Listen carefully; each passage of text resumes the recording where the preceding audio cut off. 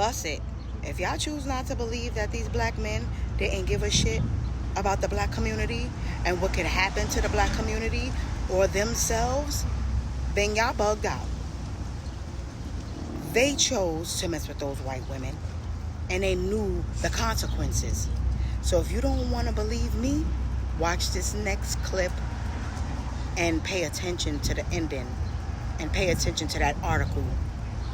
Pause it if you need to read it. They told on themselves. Assaulted the white woman.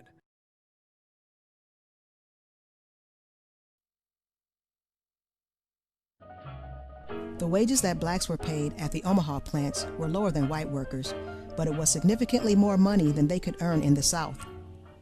Hundreds of blacks began to replace white plant workers, and by 1915, a burgeoning black community was established near the meat packaging plants in South Omaha and the near north side of the city.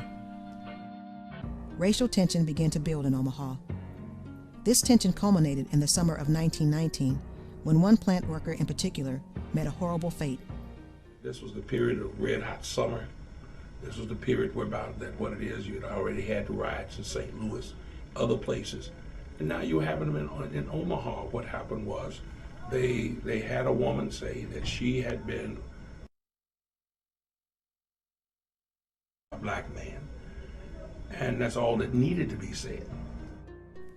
On September 25th, 1919, Agnes Lobeck identified 40-year-old Will Brown as the man who attacked her. Brown was then arrested and taken to the Douglas County Courthouse. Before Brown was even identified, a civic storm was already brewing in Omaha due to a series of inflammatory stories published in the Omaha Bee and struggles for political power between racketeer Thomas Dennison and Omaha's mayor Edward Smith. On the evening of September 28, 1919, a crowd of an estimated 5,000 to 10,000 people gathered outside the Douglas County Courthouse and demanded that Brown be handed over to them. Inside the courthouse, a frightened judge and other prisoners sent a note down to the crowd, saying that they would surrender Brown. The bloodthirsty crowd could not wait and rushed into the courthouse to seize Brown. Once in the hands of the crowd, Brown was beaten, hung from a lamppost, more than 100 times. The ghastly melee ended with the burning of Will Brown's body. An Omaha World Herald photographer captured one of the most infamous photographs in American history.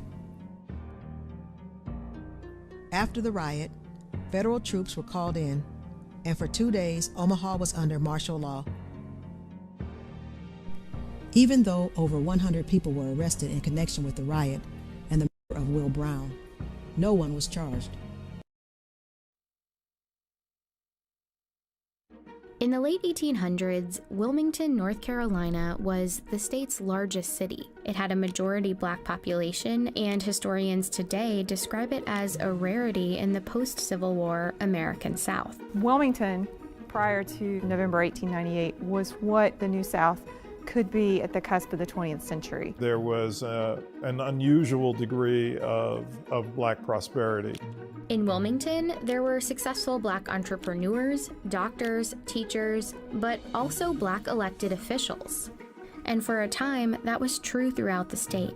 In one speech that Democrats printed in Wilmington paper, a prominent Georgia writer named Rebecca Felton said, "If it takes lynching a black man a day to protect white womanhood, I say lynch." Her speech prompted a Wilmington black man named Alex Manley, owner of the black-run Daily Record newspaper, to respond with a column. He made a simple observation that, at the time, was shocking. That white women who had liaisons with black men did so voluntarily and enthusiastically. This black man, Alexander Manley, owned a printing business, which was very important to the black community, because this is how they were informed of what was happening in their town.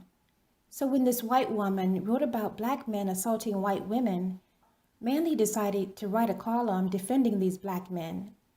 And even if it was true what he wrote, that was not the time, and he shouldn't have defended the derelict behavior of these black men. And white men were not going to receive that message well about their women. Manly wrote, "Every Negro lynched is called a big burly black brute, when in fact many were sufficiently attractive for white girls to fall in love with them." Manly pretty much said, in a nutshell, sometimes white women choose to be with black men. And as for Alex Manly, "We demand that he leave this city forever within 24 hours. The next morning, hundreds of white men marched to the offices of the Daily Record. Manly was gone. He had fled to save his own life. They set the Daily Record building on fire.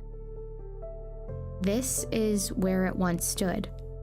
Meanwhile, the mob had grown to about 2,000 men, and the violence spilled into the streets.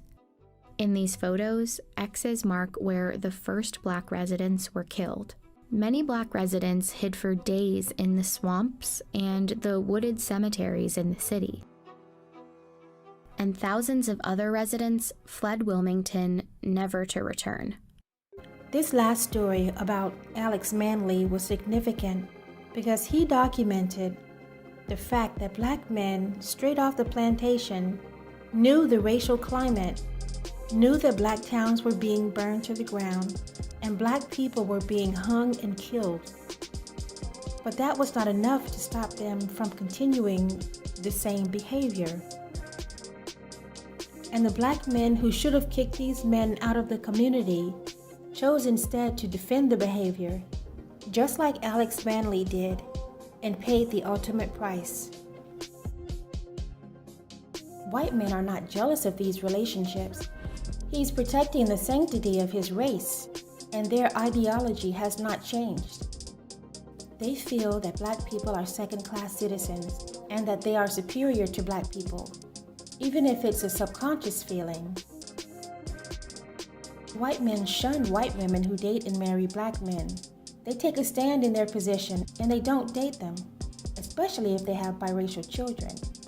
The black community should do the same and black men who are loyal to the race should kick out the ones who have an incessant need to be with white women, because they have proven that they didn't care then and they don't care now about the danger this places on the next black man's life.